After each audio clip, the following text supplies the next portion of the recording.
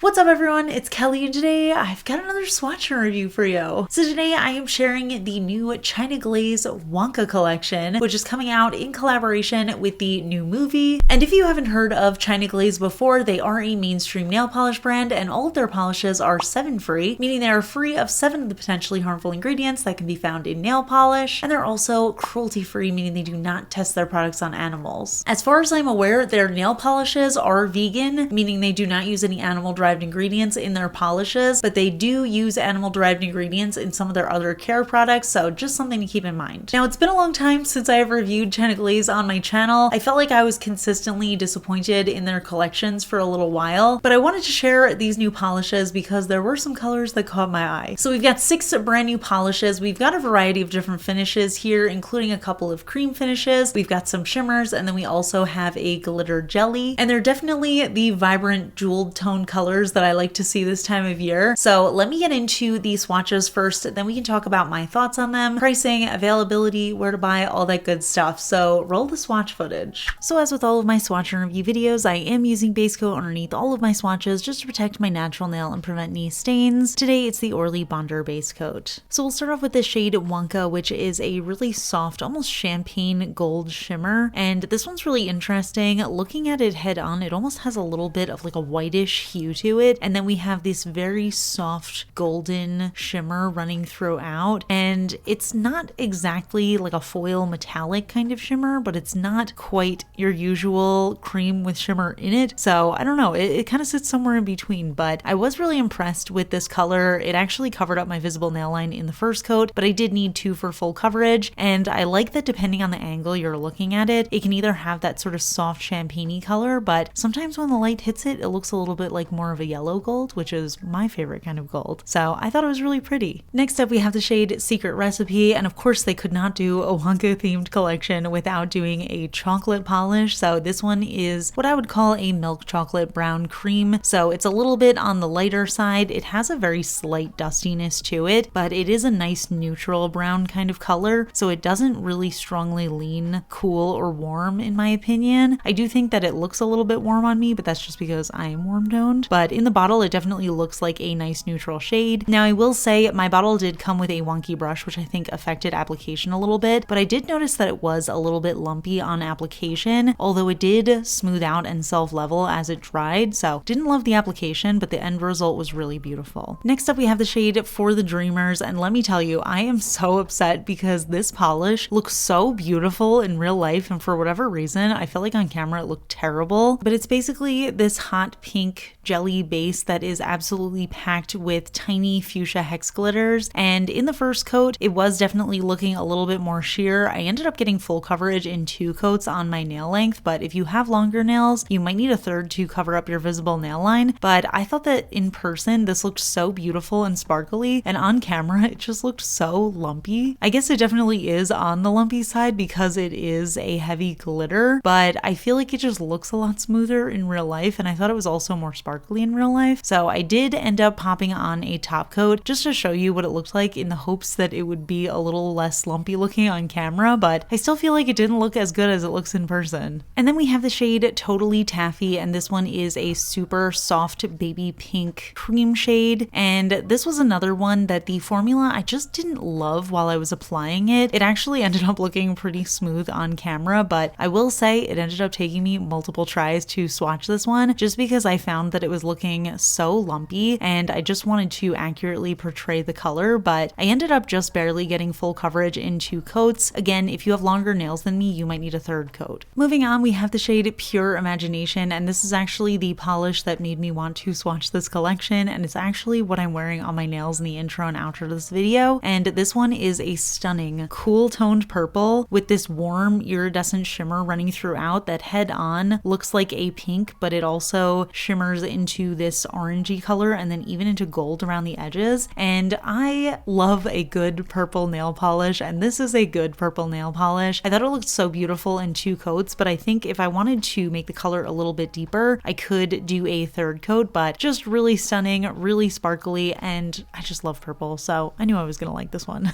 And last but not least, we have the shade Noodle, which I gotta be honest, I do not understand what that is a reference to. So not really sure how that relates to Willy Wonka. Maybe it's something in the new movie, because I feel like I'm pretty well versed in older Wonka things, and I don't know what that is a reference to. So if anybody knows, let me know in the comments. Maybe it's just something super important that I'm forgetting. But this one is a gorgeous teal shimmer. So we've got a softer teal base, and then we have this really intense vibrant blue-green shimmer running throughout, and it is so beautiful. Perfect coverage in 2 coats. I actually thought that this one was going to dry down to a matte finish for whatever reason, but it did stay shiny, but I feel like this would look really beautiful matte, would give like a little bit of a velvety look. But yeah, totally love this one. So here are all the shades together, and looking at them side by side, I am really impressed with this color story. I feel like a lot of times with collections where each polish has a different finish, I find that they look a little bit less cohesive, but I actually do really enjoy these colors together, and I think they all pair up really nicely with each other. They all kind of just work in pairs or in just the whole group of 6. So I am really impressed with that. Definitely not the traditional winter holiday kind of colors that we're used to seeing, but I think it's actually really refreshing. So let's talk a little bit more about that. So those are the polishes, and overall I actually did enjoy this set. I do feel like the colors feel very holiday-ish to me, and they're very appropriate for this time of year. Even though we didn't get those traditional Christmassy kind of colors like red and green, I still feel like these kind of evoke the holiday vibes for me, just because 1, they kind of remind me of ornaments, but 2, I feel like these very vibrant, bold, jeweled tone colors, especially when they're in specialty finishes, definitely remind me of this time of year. But of course, I do appreciate that these are polishes that can be worn anytime. I will say, I think I've learned from this collection that I don't love the cream finish from China Glaze, but I do love their specialty finishes. I did find that the cream finishes in this collection leveled out after I applied them, but when I was applying them, I just didn't love application. So I am happy that the majority of these were more shimmers and glitters and that kind of vibe, because I think that those really work a lot better for me. So now let's talk about pricing and availability. All of these polishes come in 14 milliliter bottles. They do have what I like to call a medium wide flat brush, and they do have a straight tip. Now I usually get my China Glaze polishes from Beyond Polish, and there they retail for $4.65 USD. I also have a discount code, so you can use the code KELLI to get 10% off your order at Beyond Polish, and they do also sell the Orly Bonder base coat, which is my favorite base coat, so I'll link that down in the description as well, and you can check them out if you're interested. But yeah, that is it for my thoughts. I'm curious to hear what you think of these. What do you think of the polishes? What do you think of the movie coming out? Which of these colors is your favorite? Which is your least favorite? Leave it all in the comments. We can chat about it. If you enjoyed my swatch and review videos, please hit that like button. It really helps me out. It lets me know I'm doing a good job. And if you're not already subscribed to my channel, please consider subscribing. I put out new videos every Monday, Wednesday, and Friday. And of course, a huge shout out to my supporters on Patreon, my Royal Astronomer Amanda M, as well as my Cosmic Admirals Paola, Ken, and Rosie. I really appreciate your support, and I will see you all in my next video. Bye!